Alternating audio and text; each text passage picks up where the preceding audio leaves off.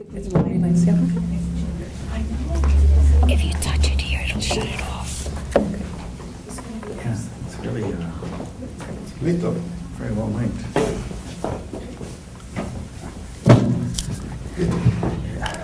Buenas noches. Gracias por estar con nosotros esta noche. Mi nombre es Edwin Meléndez. Soy el director del Centro de Estudios Puertorriqueño. It's a great pleasure for me to welcome you tonight. It seems that the rain is delaying a few people, but we're going to have a great conversation, and we're also live streaming, so the next time you get in traffic, you can always hook up to the internet and get us too. In any case, it's my great pleasure to attend these center events. We have quite a few this semester. We came out of a 40th anniversary celebration that lasted 1 year. Well, a bit more than 1 year. Just last Friday we celebrated our last Affinity event in Boston. We went all around the country, so it's been quite a hectic time for us, and a great celebration of our 40th anniversary. So I invite you to go to our website and get a hold of the director of the Centro Archives, a guide to the research that Centro has conducted over 4 years, and so on and so forth. You have some of the new books, titles in the front, and I encourage you to get to know Centro a bit more. As you know, Centro is a research center primarily. From that vision evolved into a library, creating a library and archives, and now we have a full-blown outreach and events program, and this is part of that. So it's my pleasure to welcome you. We have a distinguished panel, and I'm not going to say all about them. I'm going to transfer the leadership in a second of the panel. But let me just say that we have Sean Noriega, who's a professor of film and television and director of the Chicano Studies Research Center at UCLA, a colleague of mine at IUPLR, co-director of IUPLR. We also have Pepón Osorio, who is a professor in his own rights and the subject of the book, and we were going to be discussing tonight. And lastly, but surely the person who's going to help me out here is Jennifer Gonzalez, who's a professor of history of art and visual culture at UC Santa Cruz. She also teaches in New York. I forget where, but teaches in the program for independent studies. In the Whitney Museum. Okay, and you're going to say a few more words about them and about yourself. So welcome the panelists, please. Thank you for coming out tonight. It's such a pleasure to be here. I'm Jennifer Gonzalez, and I'm just going to start us off with a little memory. When I first met Pepón, I was a student in the Whitney Museum Independent Study Program in 1994, and he was kind enough to meet with a young scholar who he didn't know, who was interested in his work, and he gave me this wonderful tour of the Lower East Side, and we talked about the casitas and looked around at some sort of homemade architecture and thought about city space and urban life and who gets to have access to housing and who doesn't. And we had this really enlightening conversation. And those of you who know Pepón, and as I imagine a number of you do, it was a transformative experience for me. It was really uplifting. It shifted the focus of my work somewhat. And Pepón's work became a central component of my first book, which was called Subject to Display, Reframing Race in Contemporary Installation Art from MIT Press. And then Sean Noriega, who I also met a long time ago when we were grad students, said, you know, Jennifer, we have this Haber series with University of Minnesota Press. How about if you do the Pepón Osorio book? And I said, I would love to do that, because I get to write about more pieces that I didn't get to write about in my other book. And one of the best parts of the project for me was being able to interview Pepón and talk to him about his life history and get more in depth and get a greater sense of his practice and his early years as an artist working, as an activist, as a member of a community. And so what I thought we could do tonight is we're going to look at some images directly from the book, and we're going to sort of use those as touchstones for a conversation among the three of us. I'm not going to talk very long about writing or the process. I'm happy to answer questions about that. But we really thought it'd be great for us to talk about the work and what it's like to do the kind of work Pepón does, and what are the challenges, what are the inspirational moments. And so Sean and I have known his work for many years, so we'll just kind of treat it as a conversation. So if we could go to the first slide in the book. No, not the, No, not the video. the PowerPoint. Yeah, Could we lower the lights? yeah, let's bring the lights down a little off the screen. Let's see if I remember this. I think we can get some lights above, but not on the screen. Is that the right one? Okay, it's a bit stretched. Yes, please.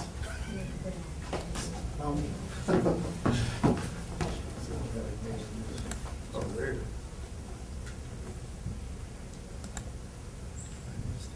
Just have to set the, Here we go. get it stretched. Oh, okay.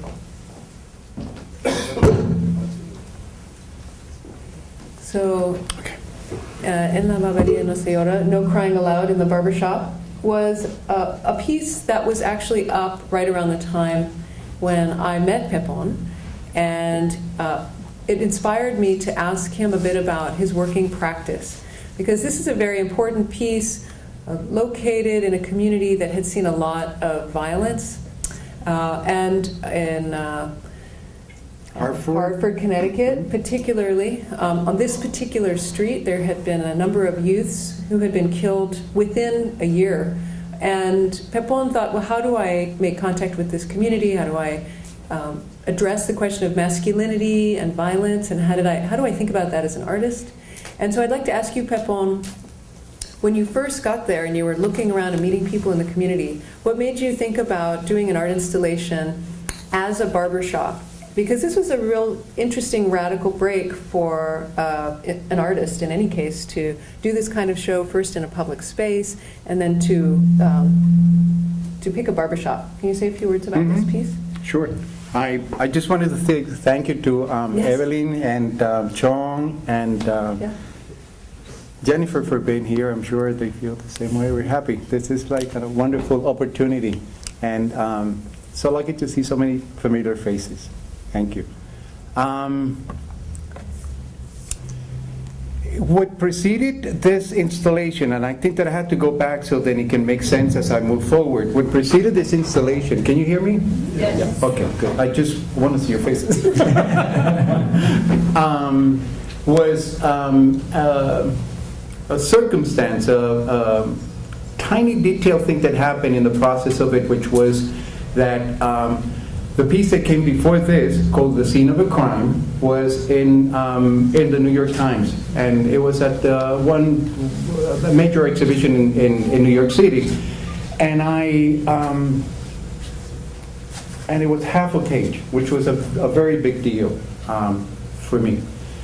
And so I took the New York Times and I brought it to a group of people that collaborated with me in The Scene of a Crime, and I said, look this picture in the New York Times. And I would never forget that the woman looked at me and said, Pepón, what is the New York Times? And then I just immediately made the connection that these things were not working, that the people that I was collaborating with and the attention that the installations were getting were somehow dislocated. And I decided that this is the very first piece that I decided from then on that every time a commission was offered to me, I would present the work in the context of the community first, and then it will go to the museum. And it was basically for that very same reason. So what moved me was to do this installation was the very same reasons that you were talking about. And I kept seeing a lot of conflict, and I remember there was a senior citizen center right in front right across from the street of where the installation was. We happened to be an old beauty parlor. And I saw the kids in the front somehow talking to each other, but at the same time a sense of lost. And then I just started to gather the guys, the men, the older man from the senior citizen, and the young kids to talk, and that's how it all started. And then I realized that our identity, and somehow as much as I want my work to be about others, it's really about myself. And I don't have a big ego, but but I tell you that at the end, the full circle, it just when you realize and you're in the middle of the mess, you realize that this is about me. This is really about me. The whole issue was about confronting, I usually use the 2 or 3 theories based on real life, and it was about race and being a Puerto Rican of African descent. That's all of us, but anyway, coming from that place. And at the same time, remembering, during the process of my work, I've always had these childhood memories that come into play, and somehow they position themselves in the center of the production. And I remember my father taking me to a barber shop, and he wanted to give me a haircut. Take me for a haircut, and he was very proud, and I was supposed to be making him very, very proud.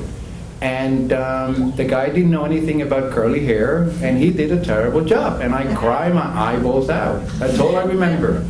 And my father was somehow disappointed and couldn't understand at many levels what was going on, but I was really crying and very upset about the whole situation. And I just finally told my father, I was 5 years old, and I told my father, he doesn't know how to cut my hair. And it surprised him. But at the same time, this is what is called no crying aloud in the barbershop. It's this imposition of machismo, it's this imposition of this ritual that we men go through without looking at ourselves three-dimensional. Actually, just looking at ourselves flat. And also the invisibility of some of the prominent Puerto Rican men in that community who are not noticed. And so, as you go in, well, you can see them on the left-hand side as you come in. All those pictures of men. So the work is a magnet, actually, but at the same time, it's a sort of a translation of that very same moment that everybody relates to in the community. Can you still hear me? Yes. Okay. Can we go to the next image? Oh, and by the way, I have video of the opening of the barbershop. Why don't we go ahead and go back to the video of the opening? Yeah. And the second one. There you go. And so what I wanted to do at that opening for the first time was to bring together the people who, museum curators, with the people who were the local and the residents and the people who controlled that neighborhood and that area, and both politically and socially. And I began to think about how do I create a space where, in an opening where people become curious and they come in, and the idea was that since it was going to a museum afterwards, the idea was to reverse the role of presenting the work and asking the people from the museum goers and staff, to then come to the neighborhood as a way to answer in the question of why do people don't come here.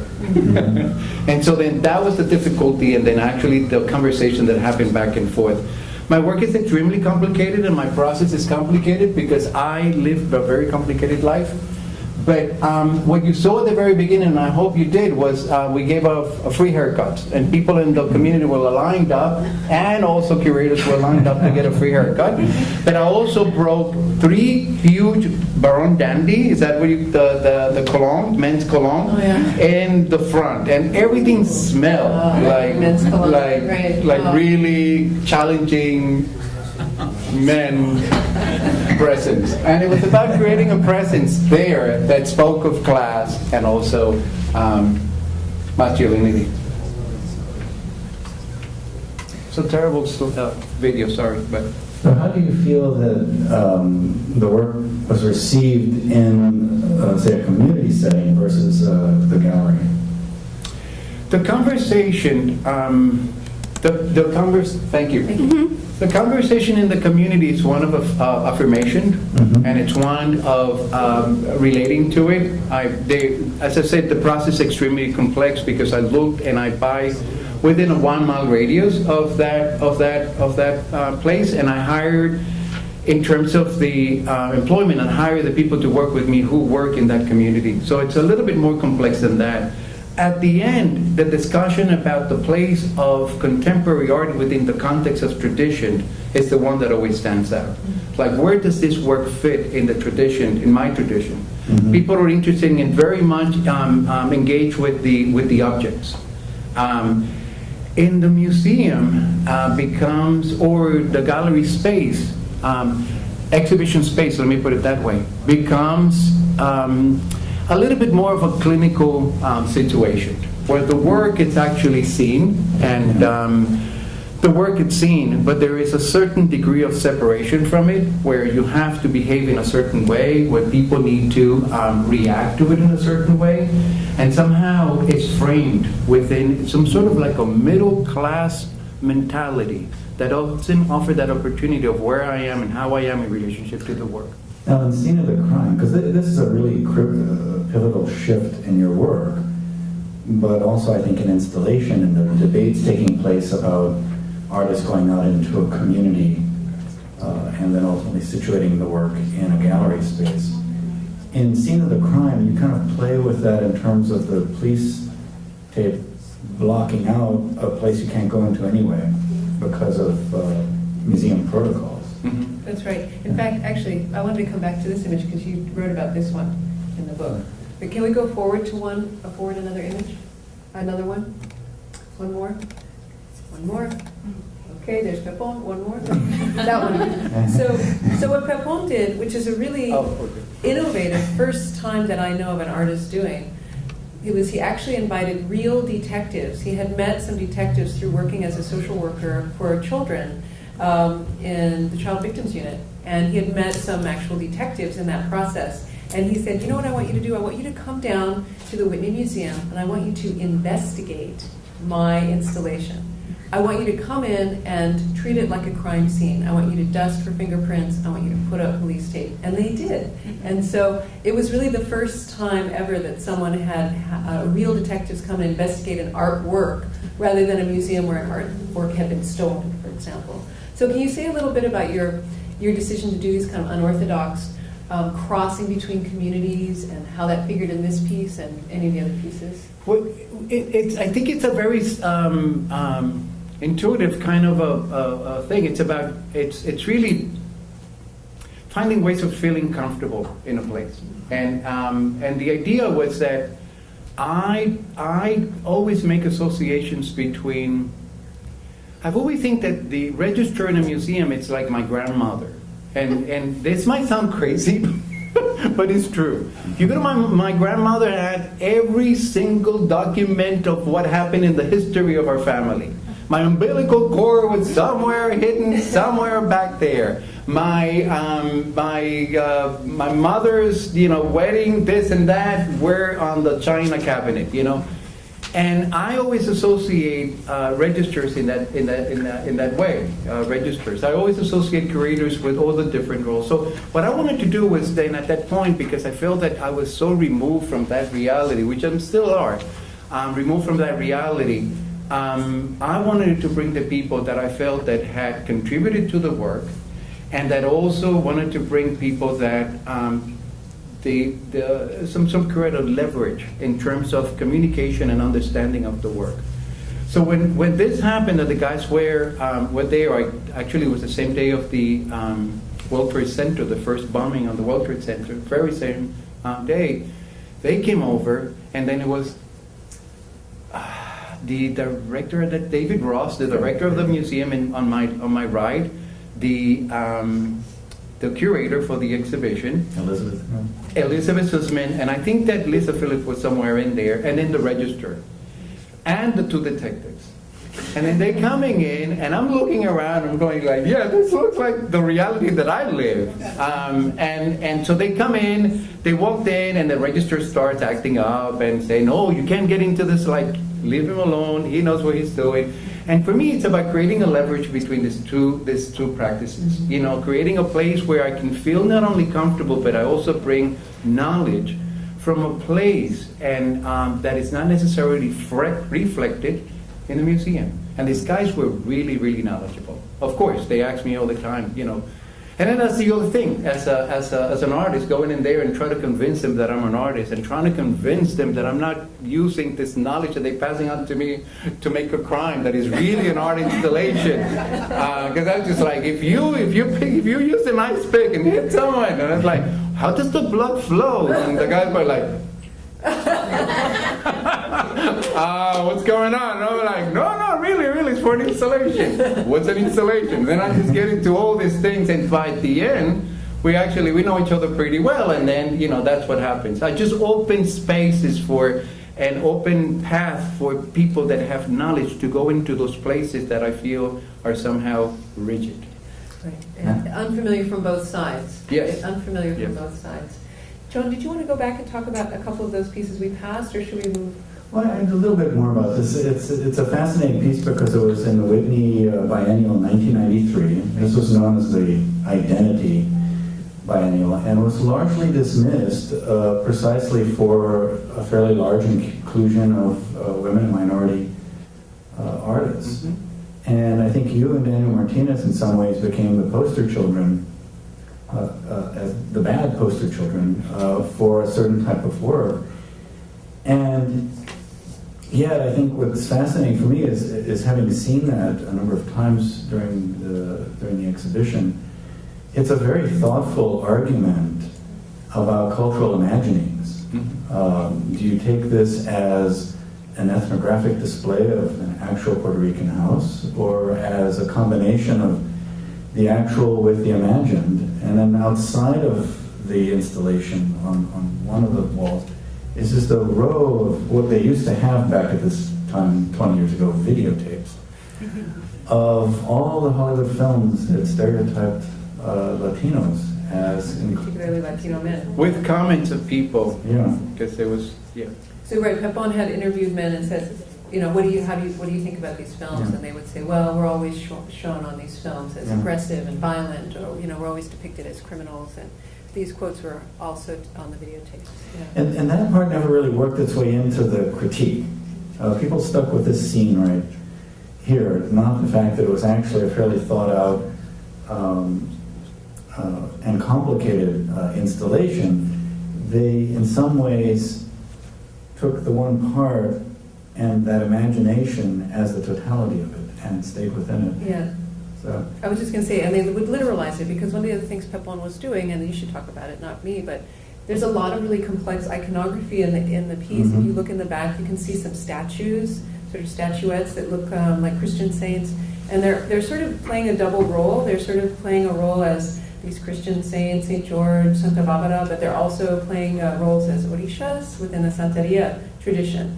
And a lot of the critics completely missed what was going on in the piece. They weren't looking at the color scheme and the choices of color that had to do with Oshun or Ogun, these other Santeria figures. And actually Pepón had occupied the space with many very carefully selected iconographic elements and images, including photographs from people all over his community that were hung all over the walls. It was a very phantasmatic space. It was not really a realist representation, even though it looked like a kind of interior diorama kind of space. Right. And the mainstream art critics just tended to look past that and say, oh, it's a Puerto Rican household, and it's full of knickknacks, and chucherias. But they didn't actually go farther to do another reading on that. Did you want to say more Yeah, about no, that? that the linoleum floor extended into the gallery, because I wanted people to stand on linoleum and look at the work from a position. But I have to tell you that the story it's told, I don't know if this is the only slide that you have. We might have some others. Can you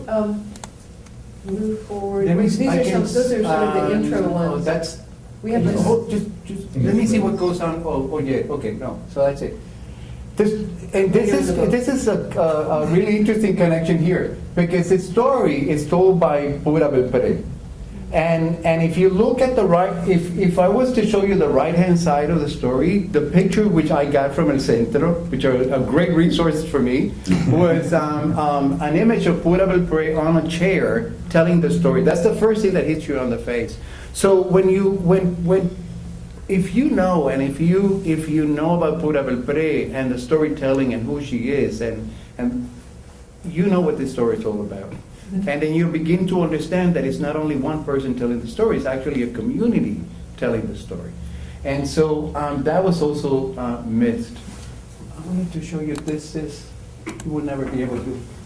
No, but this is the lady that I gave the New York Times to. Yeah. The one who said, That's her. It was a very difficult and complex piece, but what I really wanted to do was push people over the edge. Right. With this work, and It was interesting because at the same time, similar to the work that we were doing in El Museo del Barrio during the retrospective, I'm trained as a caseworker, right? And working for the Department of Human Services. So this world, it was foreign to me. I was very curious, and I sort of liked it, but I never intended it to happen, right? So these are offers that come to me, and people are curious, and they wanted to do this stuff.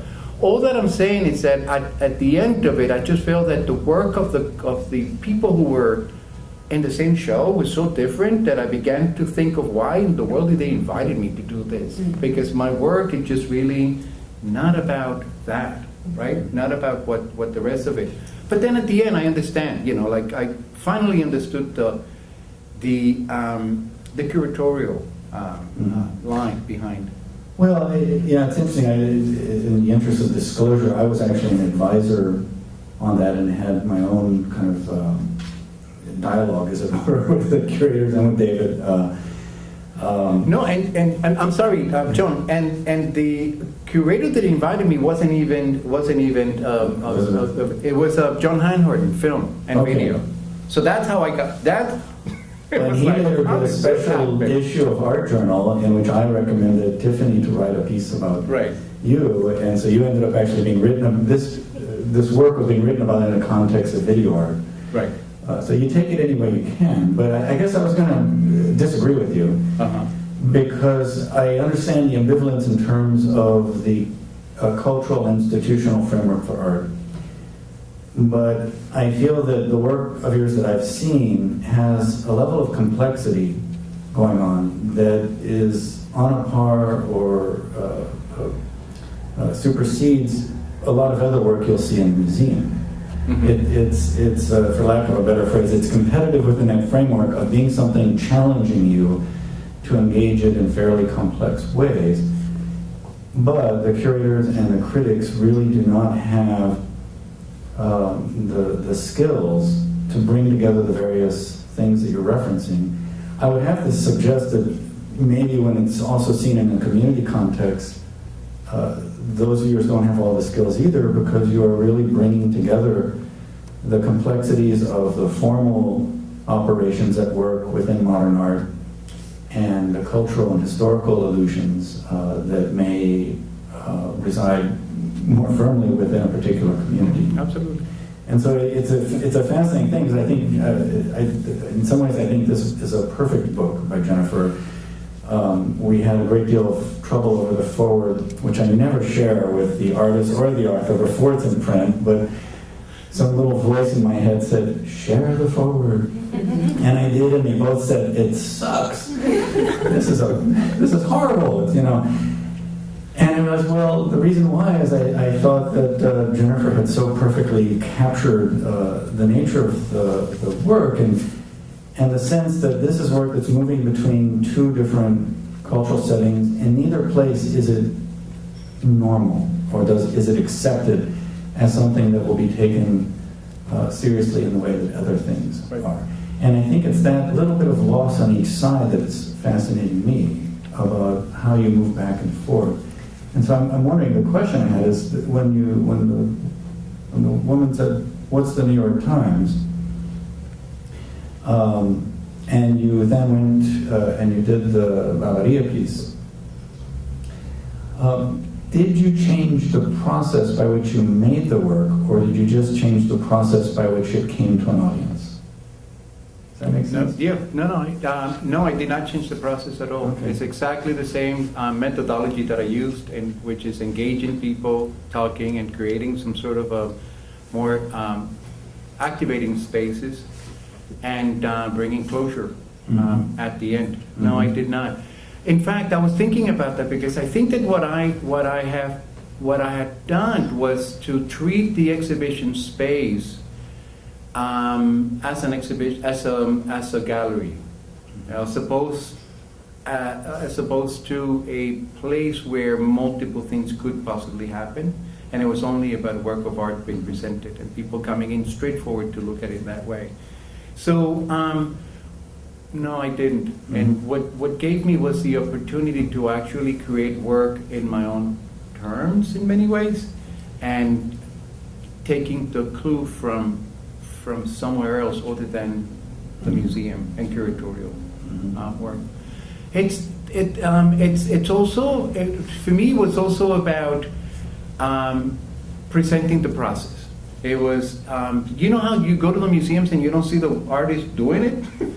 You just see this thing that comes up and you're related to it. But it was really like working in a storefront. People saw me, they saw me crying. They saw me, putting people away from fights, breaking fights, and they saw me leaving and come back the next day. And it was all very strange. But they finally got it when the piece went up and they saw it. The beginnings here and there. And what it provided was an opportunity for the museum, which is very similar to the museum, for the local residents to partake in the process of it. And by that I mean the storefront had many of them, but it changes in places. The storefront had the facade had to be painted only by the guy who is higher in the community. And so there's this negotiation of what goes and the aesthetic and how does that play into it, that it was extremely, extremely delicate. And so I wanted to maybe go forward to that section because I'm cognizant of time. And just flip through a few images.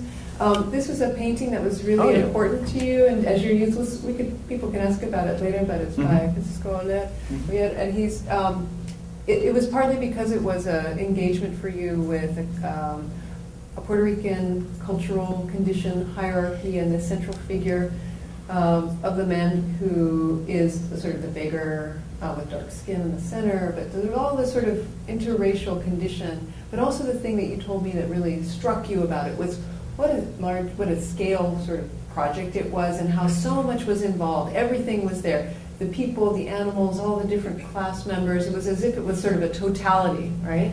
And that it really moved you and inspired you to think about, what art could be. Not only what art could be, but what we can contribute. And I think that one of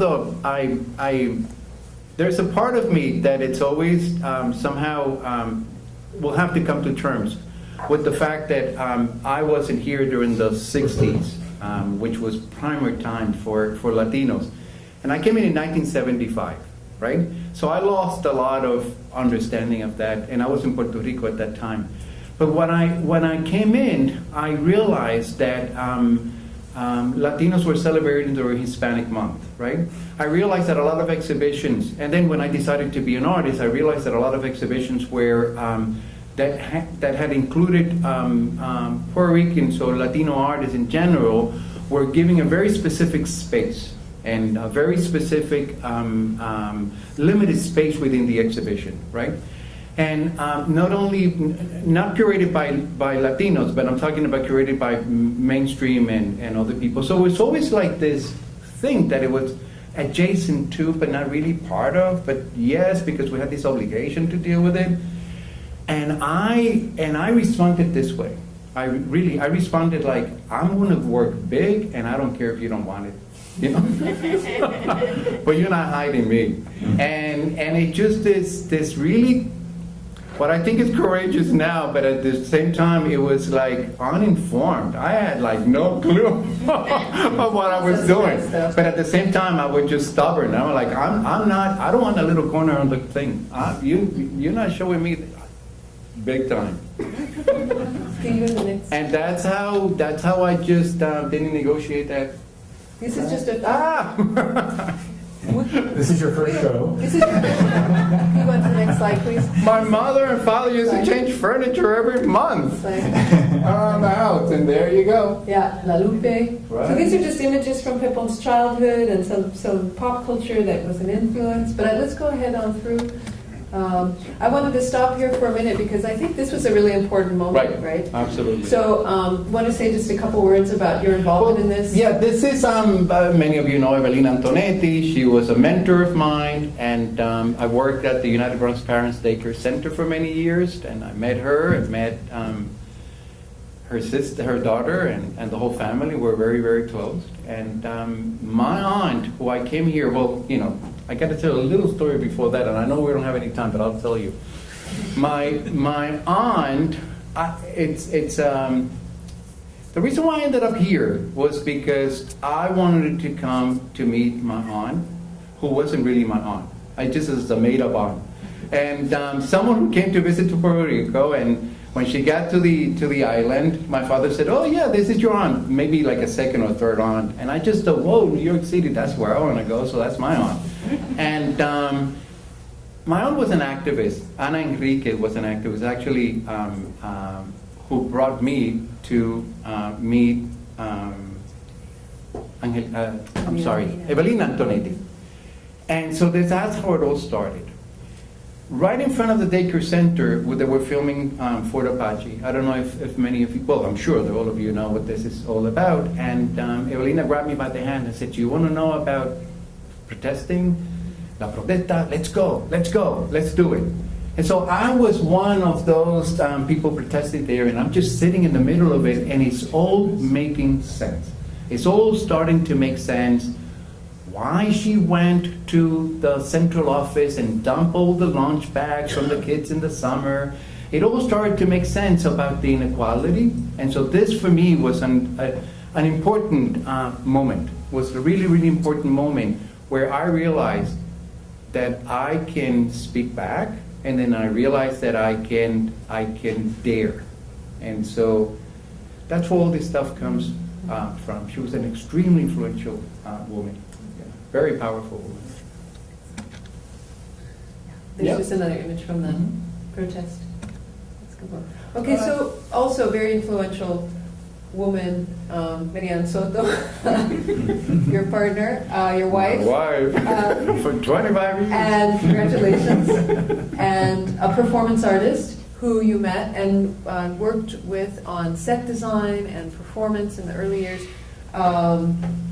This is Cocinado, the kitchen, where you did a live building of a kind of casita in the middle of the stage, and there were chickens and other things that ended up winning you all a Bessie Award, right, for set design. Right. Do you want to say a little bit about, maybe just generally, we have a couple more performance images about how performance affected your installation work and how set design sort of affected your installation work?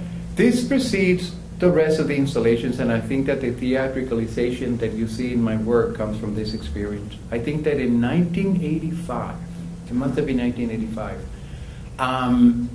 I was going to several places in Soho, looking at the galleries and looking at the stuff, and I never felt connected to it in many ways. And I was also looking at the 5 general guides, Julian Schnabel, the white guides who were presenting work and had control over the entire movement in the 80s.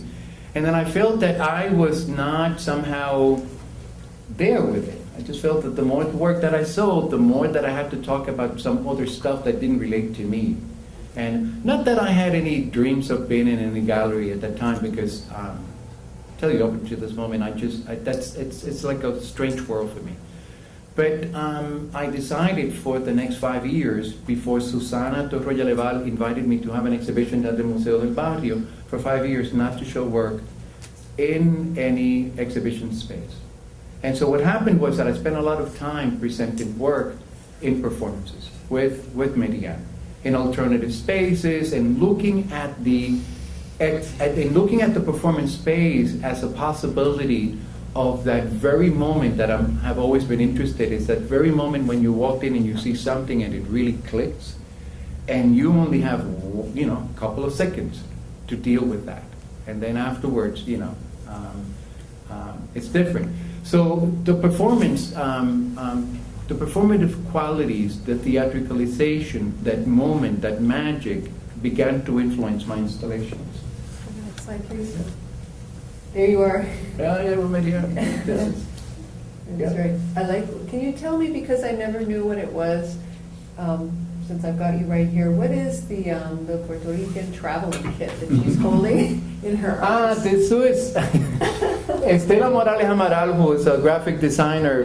This is at the Whitney at Philip Morris, and the Puerto Rican traveling kit. It's it was a test. and where the audience will come in and then had to define whether they were Puerto Ricans or not by this traveling. And it's also, yeah. Okay, great. Like migration and Right, yeah. newness Where- and all that. Right, where are you? Where island you come from? Right. Do you know what, Café Bustelo is? Stuff like that.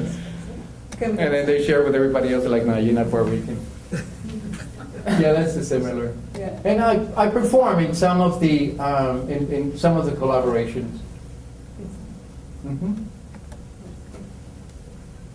Okay, so I'm sorry the slides are a bit stretched out for us. They should be that's the way the screen is right now. But so the bicicleta was an important piece because it started off as a prop and became a sculpture, and it had Yes. these two lives. Mhm. Part of a kind of move into using this encrusted object for you. Mhm. And also choices of specific objects. And once again, a lot of times the mainstream critics would say, oh, it's like hyper-decoration and Baroque, which it is. It's those things. But they weren't reading all the little tiny choices that you were making about the palm trees and the men and the way in which the whole bicycle ends up standing for the island and all of the little sort of details in there that I really fell in love with when I saw your work. Because I said, oh, actually there's a whole story going on in here. This is a landscape, actually. Mhm. This is not a bicycle, right? This is a landscape. The It's- lost landscape, It's yeah. populated, right? A kind of childhood lost landscape. Can we have the next slide, please? I just also Oh, yeah. wanted to say that this is like Amaru's. It's quite interesting that also the curator, the critics didn't notice that this is one of the, and correct me if I'm wrong, the people who were here at the Museo del Barrio at that time, but it's one of the very first exhibitions that that presented work that had been in the context of theater, and now it's seen as an object, as a work of art. For example, Robert Wilson, whose work can be in the theater at the same time, can be in the gallery space. This was happening back then, right? And it's quite interesting that the critics don't look at it in that context. Mm. They're I know. infatuated with what for them is the obvious. So La Cama, another really important piece. Are there anything things you'd like to say about this piece? No, it just well, I mean, I can say it's things about it. sure, but I just go back again that the women are the strongest pillars in the Latino community, and this is about another woman who was someone who I adored and died of breast cancer. If you saw the work, the slides before with one of the dancers with a magnifying glass around, had to do with breast cancer again, and it's just one of those things that it's I had to do a piece about her. But also, as I said before, it was the same year that I got married to Median, so I had to introduce Juana, this woman who was influential in my life. I had to introduce her in a dream, and then this is based on a dream that I had, and finally, yeah. Median is in the front, I'm in the back, and it's all about marriage and life cycles and Right. homage. Right. And at the baseboard of the room, it has a story inscribed. Right, this text right up here. Mhm. All the way around At the the room. bottom, yeah. Right. Which is talking about the dream, but what Juana said to me, which I was never able to understand until recently, which was at the end, she said, "She come la dochun," in the dream, actually. And I woke up crying like crazy, and then later on, I heard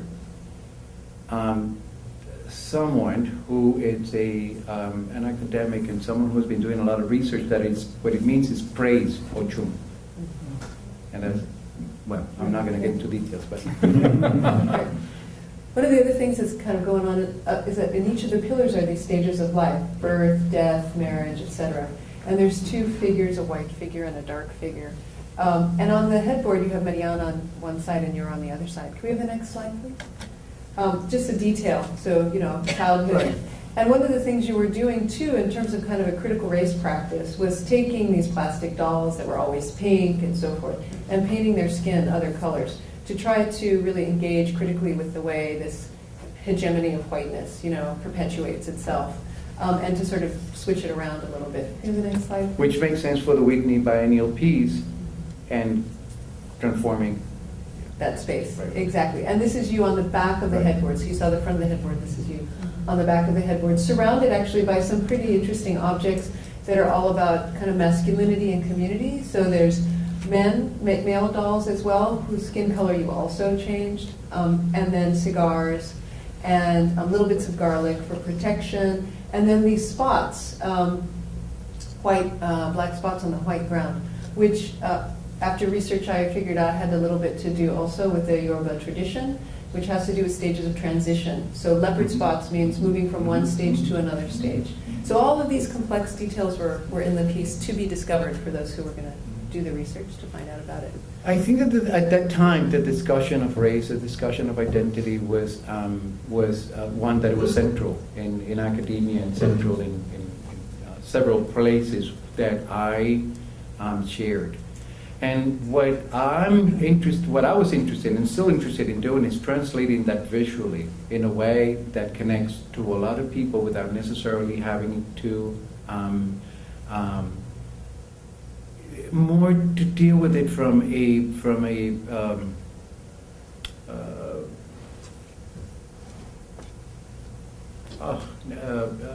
not intellectual but emotional level. Mm-hmm. And so I had been splitting between the museum, the exhibition spaces, circles of friends who were intellectuals, dealing with intellectual, and then in the community was actually living with more of the social architecture and the emotional components of it. And so what I really wanted to do, and then goes back again to answer the question, is to begin to reverse those different spaces by creating work that seems to be not too complicated yet, obvious yet it's extremely complicated, and having people to understand what they're talking about from a different place. The bottom of, I think it's the bottom of this has a lot of dark-skinned dolls and only one light skin, talking about not only how I see the world, but the reversed of what I've seen around. Can we see the next slide? So here's also this Yep. one, the chandelier piece. And it's a similar situation where there's this sort of hierarchy. It's like the city in a way, right? Hierarchy. El país de los tres pisos de... And at the top you have all these light-skinned dolls, except the one dark-skinned doll with Right. the pava. Oh, she just has dark hair, right? With the Right, that- with, yes, the, with the with hat, the pava, the farm right. the pava hat. So the idea that there's sort of, in terms of class, there's sort of limited racial access to certain echelons, and then sort of how the structure Right. of culture. And it also comes from that contradiction that we are perceived as not having, yet you go, well, at that time, I don't know now, but I would go around and I would see all these chandeliers hanging from the projects, like inside the houses. And I just thought, like, really? Like, this doesn't connect. And so I really wanted to take that and bring it to light, so people can see. Yeah. Let's move forward to through a bunch of slides to get to some more recent works. These are a couple more images of scene of the crime, whose crime. And once again, there was a camera in the space, and it was sort of about whose crime is it that Latinos are considered violent? Isn't it the crime maybe of the film industry, right? I mean, whose crime is it that we keep seeing Latinos effectively projected this way into our culture? So there was a movie camera, movie lights also in that scene. Can we see the next slide, please? And here you see the videotapes we were talking about a little earlier on the left-hand side. The way the linoleum comes out, so people who don't usually have to stand on cheap linoleum had to stand on it, right, to see the piece. It's like, come to my world. All right, next slide, please. Oh, this this is the dining table that was also in This that Buddha. piece. Right. And so you good. get a sense of there's a presence, there's a family presence, but also they're absent, right? So there's a capacity to show presence and absence, which I thought was incredibly poetic at the time. And the way the white also references Obatalan. Right. There's a certain way in which each of the spaces has a Santeria set of references. All right, next slide, please. I think we'll pass on this one, but we'll come back to it if we want to. Next slide. Next slide. So here's the front of La Barberia, just so you get a sense of how it was painted. A young man up there crying, holding a mirror while his hair is being cut. Over here, the palm tree, creating a kind of, yeah, exactly, Caribbean feel. This little figure down here. Do you want to say a little bit about that? No, it's the reverse. Right, exactly. So typically, presented as a kind of black slave, it's now painted white. I mean, it's great. Okay, next slide. This is a little more of the interior of the Barbaria. You see there's a lot of pictures of men, famous men, as well as family members and community members. Over pink wallpaper. Right, so there's a kind of feminizing of the masculine in this space. Go to the next slide, please. And the artist's father, sort of in this pantheon of figures, Castro, all kinds of folks up there. Next slide, please. A detail of the chair, and on the chair there would be somebody crying, talking, basically crying silently. So it's the chair becomes anthropomorphized, and you can see the body. If you look carefully, you can see there's a torso that's been really beautifully silk screened onto the back of the chair, right up here, and then the legs silk screened onto the chair. So suddenly the chair becomes this actual person in the room. It's a really beautiful kind of element to it. Did you want to say something about that? Actually, I wanted to get at something that I think is present in most of your work, is the fact that on one level there is an obvious level of very conscious symbolism. And even in the scene of the crime where the chairs have the photographic images laid into them. And yet I think oftentimes the response is to flatten everything down to a two-dimensional sense of the Baroque as merely an overwhelming of unnecessary details. So it kind of slides into a sense of the kitsch, that the value is lessened by the density of the imagery. But as we're going through and describing this in a way an art historian should, you see that all of the elements for a dialogue across symbolism is taking place. And I'm wondering about you're obviously doing that, you're making that, but I'm just wondering about the problematic of a certain type of work in order to do what it needs to do, in order to bring different cultural frameworks into contact. You're kind of dancing between doing what other artists are doing but being taken seriously, which is mobilizing form and forms of representation to get ideas moving. And the sense of the Baroque as something that's not a major cultural system defining a half a millennium, but a way of dismissing too much information. It's the kind of TMI of Anglo culture.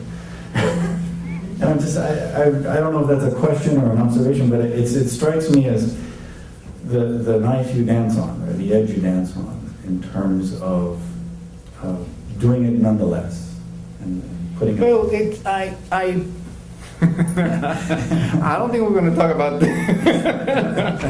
I think that I live a life, and I have always lived a life, let me put it this way, between perception and reality. That's just the bottom line. And I think that and it comes very clearly in the work. Mm-hmm. I also think that what you are referring to in terms, it's an imposition. Mm-hmm. And how do you work within this imposition that I have felt for all my life? And that it's ingrained in my DNA somehow. And so it's quite interesting, because at the same time, as much as I wanted it to be an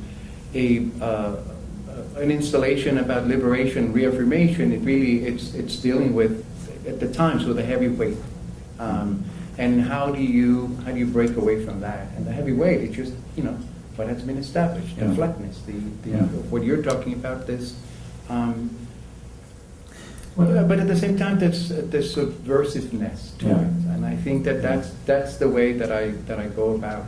Well, it seems like there are two things going on, and I've seen very prominent and well-respected critics really go into both, and I think it has a particular impact among racialized minority groups in the U.S., a particular impact for Latinos because of language.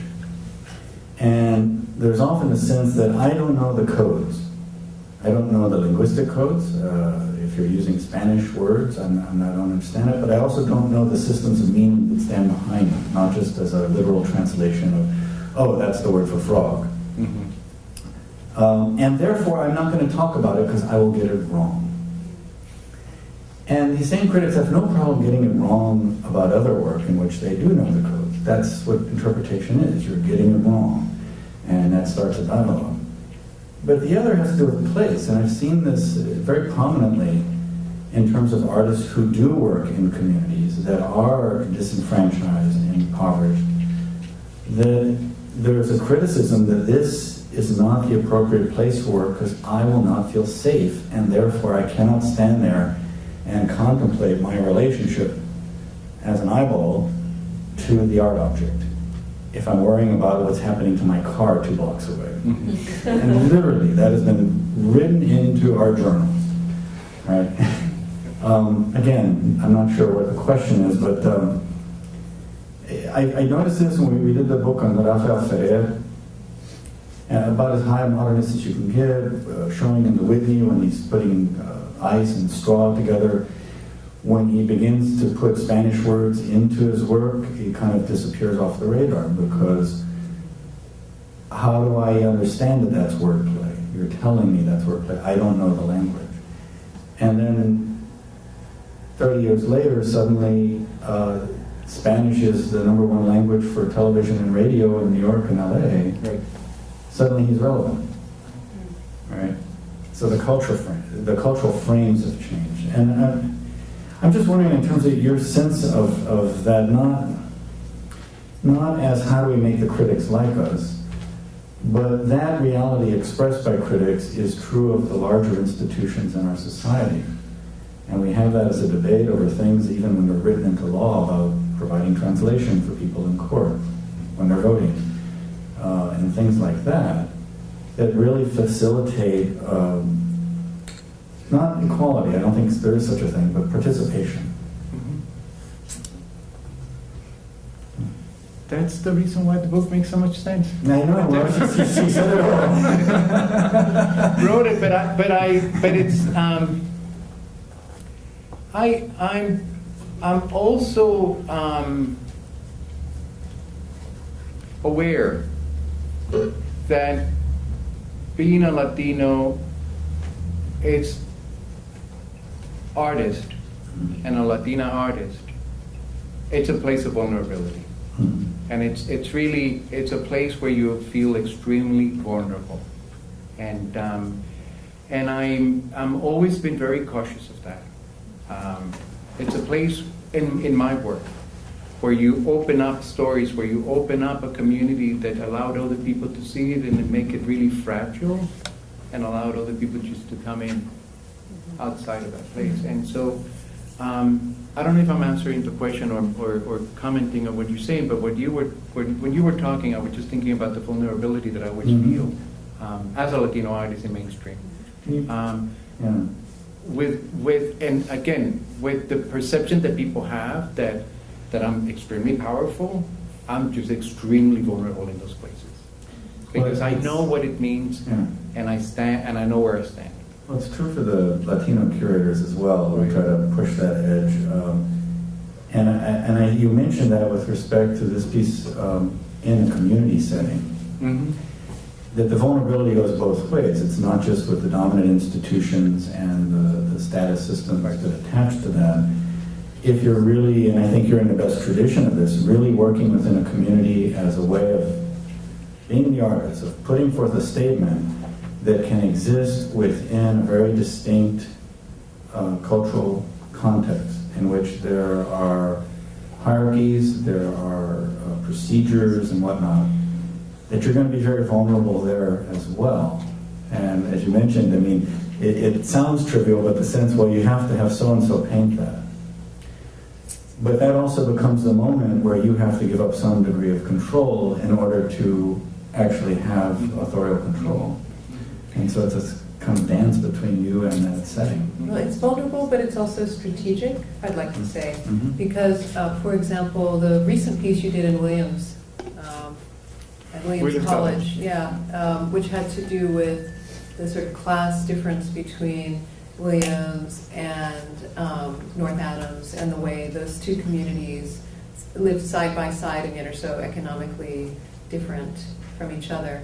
And I interviewed some of the people that work with Pepón, because I tried to go around and interview people who had then been affected by his pieces or had worked with him, and was able to find some. And it was really moving to me to hear the curator at Williams talk about the fact that your pieces, your working method was about putting people in their own vulnerable spaces. So you have this sort of wonderful strategic warmth where you invite everyone in and say, let's have a conversation. Oh, and isn't it interesting? And what's your, how do you feel about the space? And how do you feel about the space? And how do you, and the conditions of dialogue bring out tensions that are real tensions in the community. And then the piece ends up being a site, as it were, to work those out in this kind of material space. Can you say something about people who inspired you to that method, or how you, something about the way you work when you realize, how do I let these people come into dialogue in a way that's productive? Not, it's strategic and it's productive. Or is it just instinct? I mean, how do you? I think that the experience that I had in social work was just basically what informed that. But also my curiosity for the social architecture of spaces, and places, informed that as well. The experience of Evelina Antonetti, the experience of Ana Enrique, the experience of all these women who were extremely instrumental in my work, and I just thought, it's like, that matters. Right. And so, Pulling that out. yeah. Well, one of the early pieces where you did that was Badge of Honor, Right. which was a really moving piece, and the Smithsonian collected it. And it's a piece about, no, they did, The Kaleidoscope exhibition. that's right, the Kaleidoscope exhibition. And it's about a son whose father is in prison, and their relation. And you went to the father and the son, and you said, can I videotape you? And you worked with a video artist. Irene Sosa. Yeah, Sosa, and Irene Sosa, and she and you strategically found a way to have the father ask his son questions, because he was in this maximum security prison and he couldn't talk to his son directly. And then take the tape to the son, and then have the son see it and ask his father questions at the house.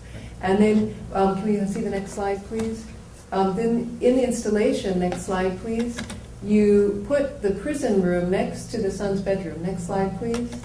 And you get a sense here, then the father is speaking in his cell to his son. And next slide, please. And here you get a sense of the whole installation. And time? Oh, okay. Just want to open it to the phone. Absolutely. Do you want to? So anyway, I just wanted to give a sense of this really important piece for Pepón and what it meant to do that kind of project. And when we talked to the family afterwards, how much they had been affected by the piece and their own participation in the piece. So that's just another example of you changing the lives of specific people through this process. Right, and vulnerability at many, many, many different levels at the same time. Let me go. I have to show the video, there's no way. Yeah, okay. So, First one. So, but before, can you stop it for a second? Dad, did Abuela forgive you? What happened was that I went back and forth, and it's part of the methodology. I didn't say anything. Just went to the person and told the person, the subject, I told him one word. And the first word that I used that very first day was abuelo. That's all I said, abuelo. And then I had the camera on my shoulder. The videographer was next to me, Irene Sosa. I had the camera on my shoulder or somewhere around here, and we just captured the guy and took that information and that footage and went to the son at his house and played it on the TV and captured the response. What I really wanted to do was to construct this conversation that seemed virtual, but it's very based on reality. And as in the rest of the pieces, I have to say that my work, it's real. There's no fiction whatsoever. But the installations are an interpretation of what I see.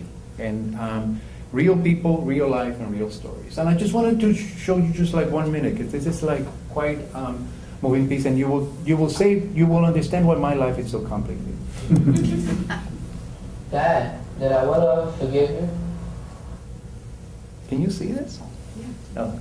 He forgave me the dream. And now that I really think about the question you asked me before, do I think my father forgave me? Yes, he did forgive me. He did forgive me because in the dream he forgave me. So I would say yes. That's it? No, so I'm playing it. Sound is off. Sound is off. Dad, did I ever forgive you? Yeah. Oh. He forgave me in the dream. Well, And now, leave it, because people now can that I imagine really that this is think him talking. about the question you asked me before, do I think my father forgave me? Yes, he did forgive me. He did forgive me because in the dream he forgave me. So I would say yes, he forgave me. And it was so beautiful, to see your father after so many years not seeing him. I felt good. I was happy. I woke up happy that day. I was just like, I called mommy up, and I told her, Mama, Hannah had a dream with my father, and it was something because I got to see him. I got to see him. Just seeing him again, it was like, wow. Well, Dad, there is one dream that I had about you, that I was a cop, and there was I was going in with my squad for a drug bust, and you was the dealer or whatever. And once we got upstairs, we caught everybody, and you ran, and I went after you, and then once I saw you, whatever, I just stopped, and we both had our guns out, and you just dropped your gun, and I dropped my gun, and then I don't know what happened, we just hugged, and then I woke up. I hear you, Nelson, about your dream, and I think it was a real nice dream. And I want you to know that in this life, Nelson, in order to live a good and straight life, you have to forgive, and you have to forgive, Nelson. Thank you. So, And so, in a way, that's what I mean about the vulnerability, and also finding my place in relationship to them, which informed the process. Always informs the installations, which then it made perfect sense for the viewer to be in that triangular relationship with these two people as you're standing in front of the piece, and you go back and forth into these two realities that somehow are part of a reality that I live myself. We're going to go to questions now. All right, Yes. thanks, Pepón. Thank you. John, I don't want to finish without you talking about the rest of the artists who are also part of the of it. Well, let's do questions first. Yeah. I just wanted to make sure that. Can I ask the public, a very distinguished group of scholars, artists, and so forth, to identify themselves when they address the panel so you can know who they are? And Yes, that'd be you great. can tell the audience at home who they are. Thank you. Who would like to start? Are there any questions?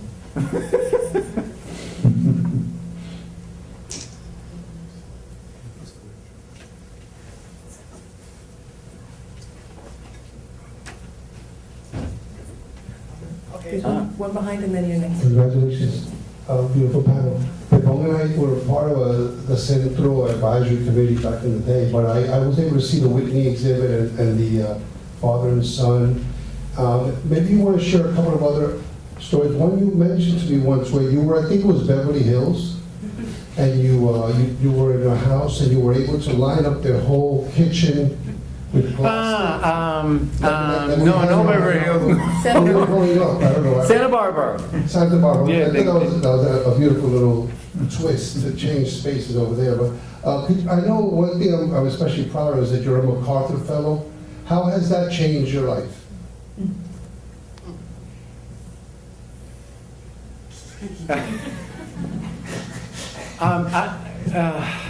It has brought me to meet and to get to know a lot of people who are outstanding at what they do. And that conversation, it has always been quite important for me.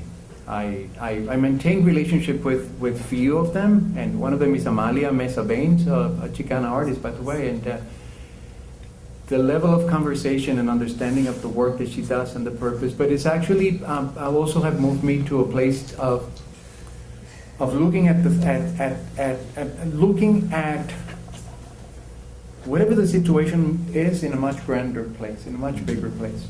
I had always been concentrating very specifically with a few things, and now it's just like much bigger than that. Yeah, it's yeah, and to be recognized as I don't know, yeah, to be able to be recognized. But I tell you, in a funny way, it has made my process of making art much easier. And not because of the money, because I don't get any money to do this work. But when I go to places, for example, I can go to any detectives and say, I'm a MacArthur. They're like, oh yeah, we'll get you two detectives now. As opposed to like, who are you?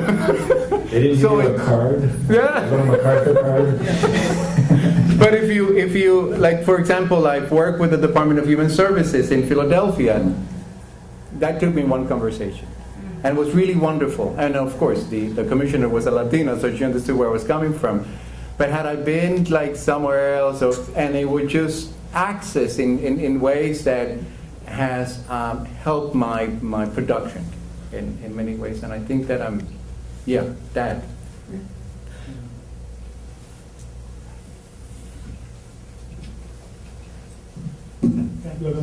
I'm glad to hear that you're very proud of your African heritage. How do you deal with white Latino privilege in the art world?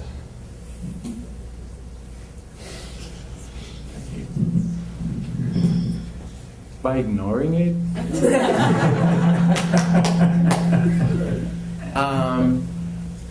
But also by understanding the complexity in which they live and the preferences in which they lived. And by also reminding them, because I know many of them, that it's relative and at the same time it's a short privilege. At the end of the day, we know where we stand.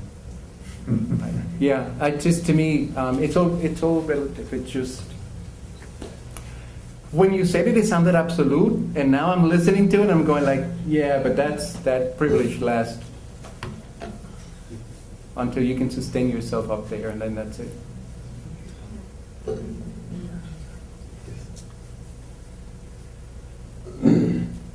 So I got two impressions that I was very curious to see if you at all included these factors purposely in your work. One is the notion of shadow, because I feel in your installations that there's a sense of shadow behind the obvious and behind the density of it all. And it was obvious when you did it on the chair with the barbershop, but during that picture, your shadow from the light here was on the screen. So it sort of brought that out for me. Wait a minute, his shadow is everywhere here. So I was wondering if that notion of something behind and not obvious is part of the work. And the second question is, John Noriega. As you were speaking earlier about the white and the mainstream critics, I was wondering if the experience that you create at all had something to do with that, in this sense that it feels to me like your installation is almost, it has a quality to it of overpowering you, of taking you in. I used to be a scuba diver, and I've been down in the water 100 feet, and I have felt down there the way I felt when I looked in your installation, like you have to swim in this installation that is so dense, and you don't know what's in every corner. So I felt like I was diving underwater. And I wonder how many of these guys, they're all guys probably, how they feel when they step on that linoleum into that space. So,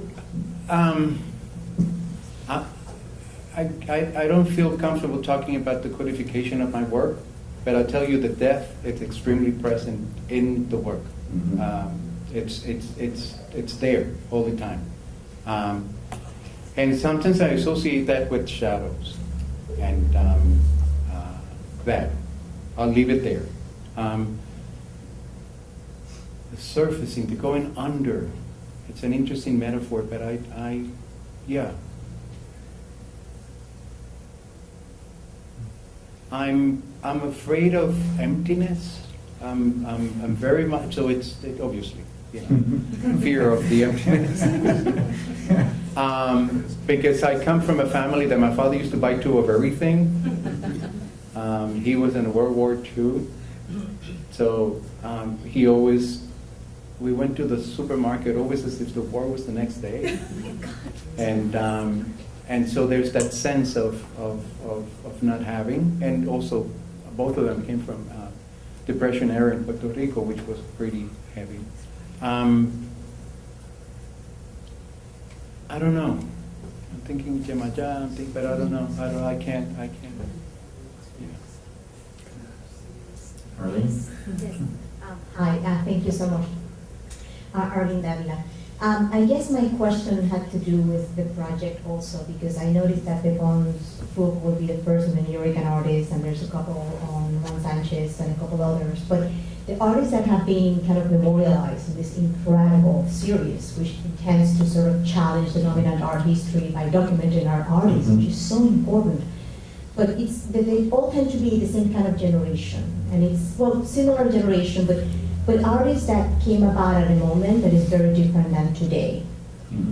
At least there was more recognition of identity-based work, community-based work, perhaps more infrastructural support from institutions, correct? And my question concerns new generations, because I remember being at the same forum when the Centro launched the Rican art portfolio.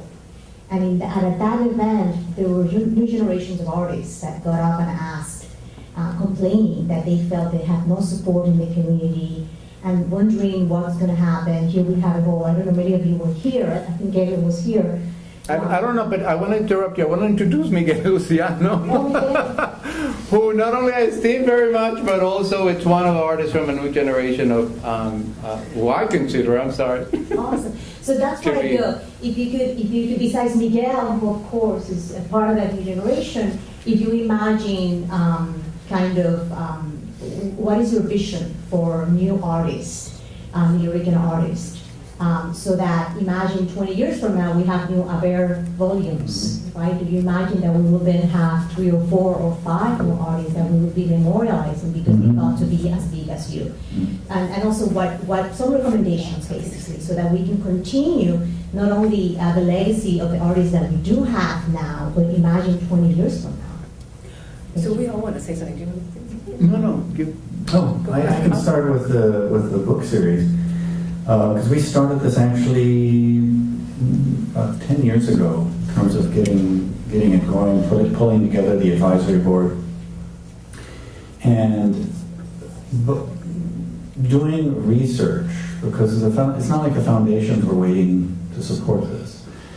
And what we did is looked at artists born before 1970, that we could in some ways find in the world. In other words, it had exhibitions, there were markers for them, and that would be one indicator of success. Not the only one, but we knew we could say these were people who had been able to make a career as an artist.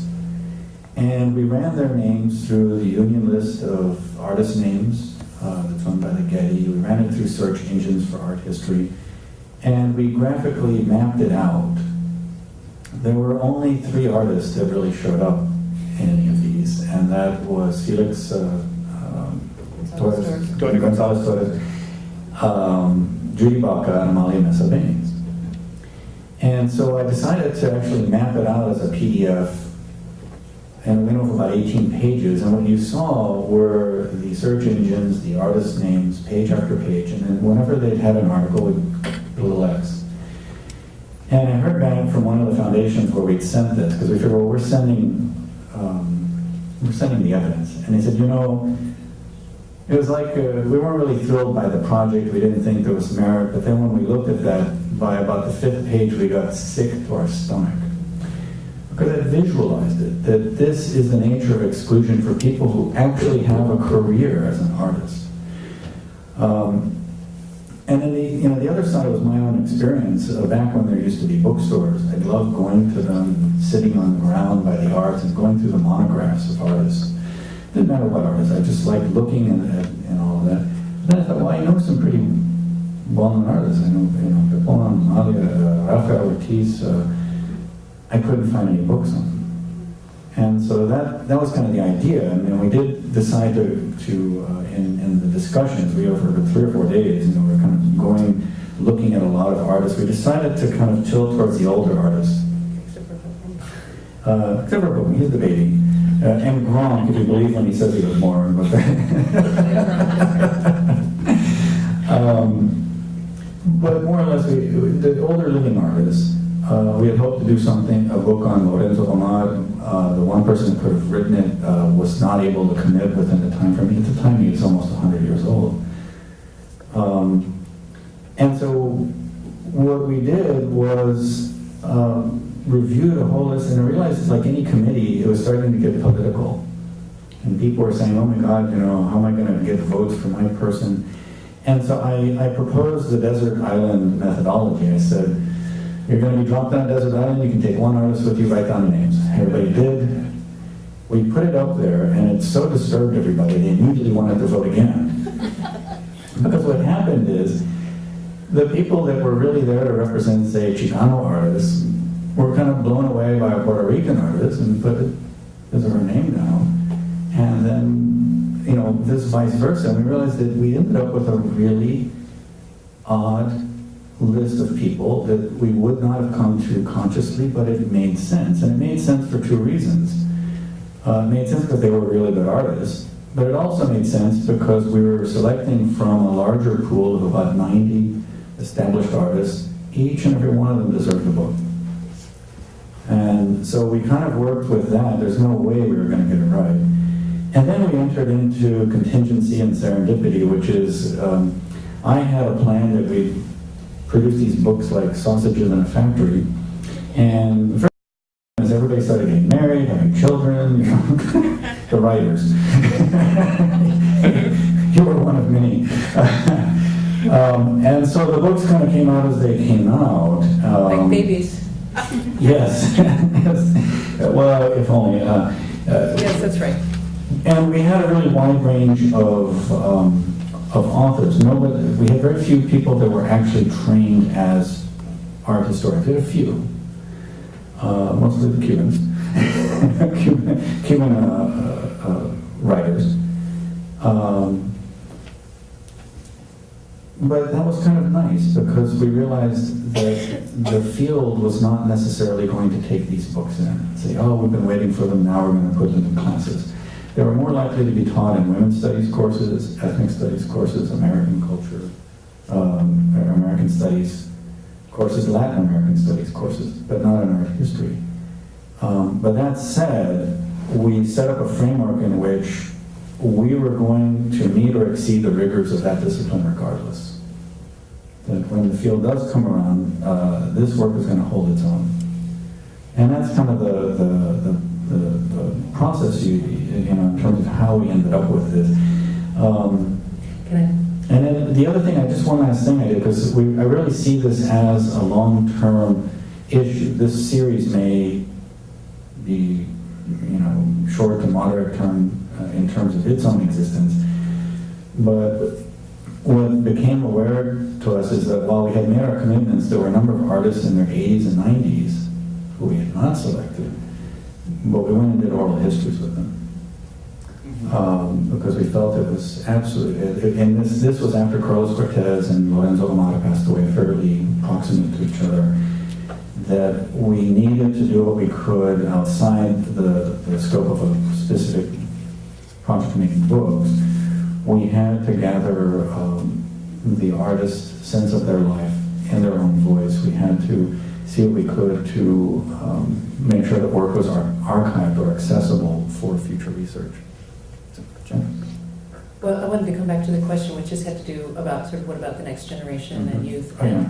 And I was thinking about the fact that it's really important to get people into the academy too. You know, we need writers and scholars and historians who care about the work and who want to write about it, but we also need to train people who are critics. In other words, you know, it's been too long that critics have been very ethnically homogeneous, class homogeneous, that there needs to be a way that a new voice of writing about art gets out there, and we need, I mean, I would be delighted to work with younger people who want to learn how to write critically and intelligently about visual art, and who know that their goal is not just to write about the white mainstream again and again and again, because really what happens is it's about who goes to the galleries, who gets in there and sees the work, and how that work gets seen by others. So the youth, I mean, or the young, there's youth and there's just simply the younger generation who are actually fairly well established in terms of their practice. You know, they need people to write about the work. And so people will call me and say, Jennifer, you know, will you write about my show, or can you write about this? And I say, I can't, whatever my schedule is like right now. But I realize there's just, there's a missing population of critics and writers who will actually produce the essays that will go into the magazines and the mainstream, as well as our own publications, right? And I think that's really what we need also to think about, not just the makers, but the infrastructure to support that. It's so critical, and it's really, I've actually, with some of these, we've gone through 2 or 3 people. It's not like just because we commission it, the person actually delivers the book. And I'm always gathering names of people, meeting with them as future writers, and at some point we're going to shift this from being a curated series to being an open call. And in fact, the other book that came out at the same time as the one on Pepón, Ricardo Valverde, was our first over-the-transom book of somebody who did it outside of the support structure we had at a certain point for the series. The curators and the scholars, what the limitation there is art history departments, because both curators and professors have to get their PhD through art history, by and large, to work within the field. Most of the folks have done this haven't done their PhD in art history, per se. Well, I'm currently working on a project that has been funded by the Mellon Foundation to create a pipeline for curators of color.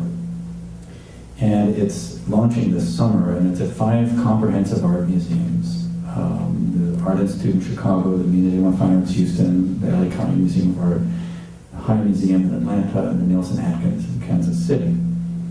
And the idea is to connect students in college in those cities to the Comprehensive Art Museum, and as an undergraduate, and get them to understand the curator role as a career option, and to understand the museum in a way that's pretty almost impossible for a summer intern, where you're just doing somebody's paperwork for 10 weeks. And that launches this summer. It's been phenomenal looking at the applications from students, whether they're coming from community colleges or elite research institutions. And the thing that shocked me is something that I didn't think existed, which was that even as sophomores, you have so many Black, Latino, Asian undergraduates interested in art history. They are there. We thought we'd be getting applications from people that had not even declared their major yet. I said, no, I want to do art history. And they're really phenomenal. They have broad visions, and they're interested in whatever they're interested in, which is really phenomenal. Something happens by the time they get to senior year that they are not entering into graduate programs. And I think that a program like this is providing mentorship and credentialing, as it were, that may help break that impasse. I mean, I can speculate about it, but I didn't even know that existed. That, you know, in LA we got almost 100 applications from kids in that region that were all just passionate about art and art history. And you don't see that by the time you get to the graduate level. That's right, they're not there. They just disappear if they don't get into that arena. And then I know of some who do, and it's a tough. It's a hostile arena. It's a very hostile arena. Right. So art history has been a Eurocentric discipline and it's maintained its Eurocentrism much longer than the other disciplines in the humanities, and only is slowly changing now. It's very behind, I would argue, and it's very frustrating both as a professor to see who's applying and trying to support those students who are applying to come into that, but then to mentor them within it, right, and to sort of hear the difficulties that they face. Well, I'm applying to CAA, but there's not a single panel on Latino art at CAA this year. Yeah. Like, how can that be, right? So this kind of perpetuation, I see people nodding. And This kind of perpetuation of the hierarchy of what constitutes culture, right? What constitutes good, reasonable object of study is still fraught. I mean, there's battles to be fought there. So I'm just saying, any of you out there who can mentor those students, send them to me. And it's so important to realize I'll teach them. that those departments are the factory that make curators. And museum directors. And in a comprehensive art museum, we are likely to see some degree of diversity at the curatorial level. The education department is going to be mostly brown. Okay. Because they're dealing with the actual students in their cities. It's going to be the contemporary art department. And many of those curators won't have PhDs. They're coming out of the gallery system. And that's even more accessible in some ways than art history. It is, but also more vulnerable. Yeah. Than they can. They don't have the same They don't have status the within the seniority. county. Yeah. No. Well, because you're a teacher too now, right? Yeah, So, yeah. Do you want to say anything about sort of the pipeline and artists and sort of how do you see them hitting a glass It just ceiling? goes back again to the same issue of vulnerability, because what I have noticed is that there's been a tremendous wave of cross-generational artists across all of our Latino communities that have done extensive work. And then I look at social practice, and then I look at placemaking, and I'm looking at all these things with a group of people that are not necessarily representative of where the origins of that come in. And it's just so complex. It's just such a convoluted reality that it's hard to figure out. So I see it all the time, and I'm also working very hard in changing the model in which the master's programs are created. It's extremely Eurocentric, I agree, but at the same time, it's all about the object. It's all about the production of art, and so I think that what this new generation brings is the possibility of thinking that it's not only about art, and nobody wants to deal with that. So I think that's one of the problems. I'd just like to thank you for taking the time to come here and share your thoughts with us. It's been very interesting. Thank you. I'm sure this will not be the last time we bring you to discuss another artist, and I'm sure there are a lot of people here who would like to talk to you individually. There are, as I understand, there's a few copies of the book out there. Meet the authors is what this is called, so you can meet them. Get them to sign your book. For that, you have to purchase it, and help Sean continue this mission. Okay. So thank you so much. Thank you. Thank you.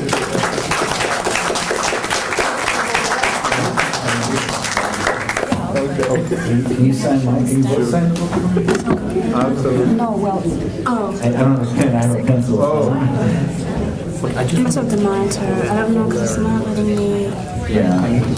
wait till she comes back. Oh no, he's leaving for today.